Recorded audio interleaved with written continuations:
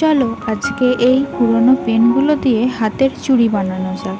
তার জন্য আমার হাতের মাপের একটা চুড়ি নিয়ে এইভাবে মাপ নিয়ে নিলাম একটা কার্ডবোর্ডের উপর। এবার পেনগুলোকে মাপ করে সমানভাবে কেটে নেব।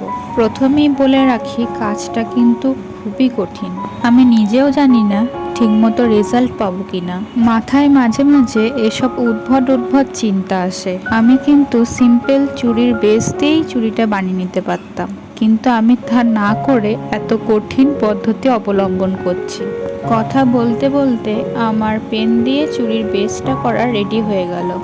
এবার এর ওপর একটা কালো সুতির কাপড় জড়িয়ে নিচ্ছি। যদি তোমাদের কাছে চুড়ির বেস না থাকে তাহলে এইভাবে কঠিন পদ্ধতি অবলম্বন করেই পুরনো কিছু জিনিস দিয়েই এইরকম নতুন একটা চুড়ি বানিয়ে নিতে পারো।